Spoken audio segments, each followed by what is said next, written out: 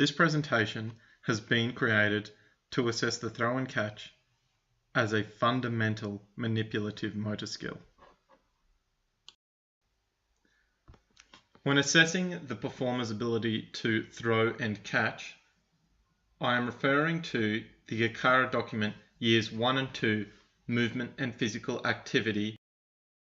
We are analysing the performance of Kinley, who is aged 8 and can be seen on the right of screen.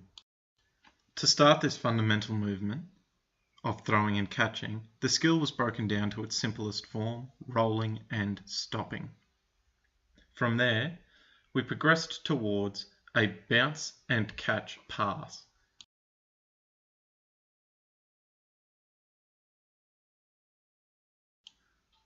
We then worked towards a two-handed throw and catch with a large ball. Using the larger ball makes it easier for the performer to complete the skill.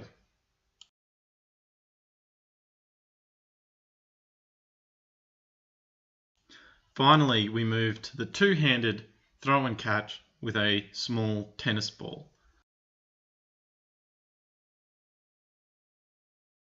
When the ACARA document talks about fundamental movement skills and, more specifically, object control, they are referring to bouncing, throwing, catching, kicking, and striking. Based off a document provided by the QCAA on catching and throwing, the following guidelines have been designed to assess the performer's ability to complete a throw and catch. When assessing the performer's ready position, we are looking for feet shoulder width apart, hands up and focused on the target. The body position of the performer should be ready to move so that they may make adjustments to their position in accordance with the flight of the ball.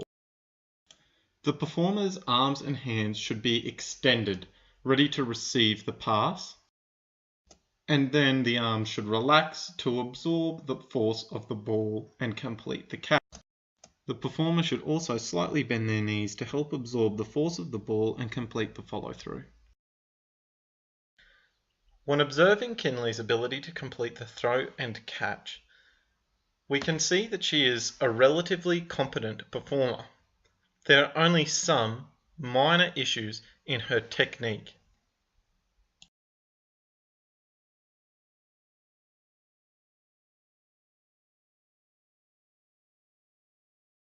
When assessing Kinley's ready position, we can clearly see that her hands are up and ready to receive a pass. She is also clearly focusing on where the pass is going to be coming from. One noticeable weakness in Kinley's ready position is that she is very flat-footed. This means that if she has to move to adjust to the flight of the ball, she will be slightly slower than if she had been on her toes and ready to move. When looking at how Kinley completes the catch, it is clear to see that her hand and arm position has been adjusted according to the flight of the ball. Kinley does well to absorb the force of the ball by relaxing her arms, pulling the ball close into her body, and having a slight bend in her knees.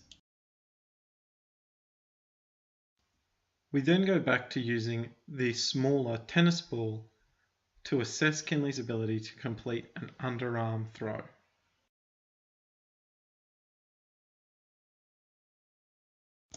Using a report generated by the Government of Western Australia School Curriculum and Standards Authority, a list of marking criteria has been created to assess Kinley's ability to complete a one-handed underarm throw. The list focuses on three key aspects: preparation, execution, and completion. This outlines three key stages of the throw as before, during, and after. During the preparation stage, we are looking at the stance of the performer and how they position their body compared to the target. We are also looking to ensure the performer is focusing on the target they are aiming for, their hand position when holding the ball, and their backswing. When reviewing Megan's performance in the preparation stage, we can see that she has a good stance and is side on to the target, maintains focus, and has a solid backswing. However, the ball sits too far back in her hand. She would benefit from the ball being only making contact with her fingertips rather than her entire palm. We then look at the execution of this motor skill. In this section, we look at the stance, the movement's flow, and the point of release. Kinley's movement, flow, and release are both perfectly performed. However, her stance is lacking in some departments. As you can see, she is side on to the target and does have her opposite leg forward to her throwing arm. Although these are all elements of an A standard throw, she does not start by pointing at her target, rather lets her other arm sit by her side. When looking at the completion of the task, we are focusing on the performer's follow-through. We can see that although Kinley manages to complete her throw, she does not have a smooth follow-through. This rigid follow-through affects the passer's accuracy, as well as may cause damage to Kinley later in life. 4 points were identified that Kinley could make improvements to her performance on. The first point was how flat-footed she was when catching the ball. Based on my learnings from the course EDH3258, I believe that she would best learn from this through play.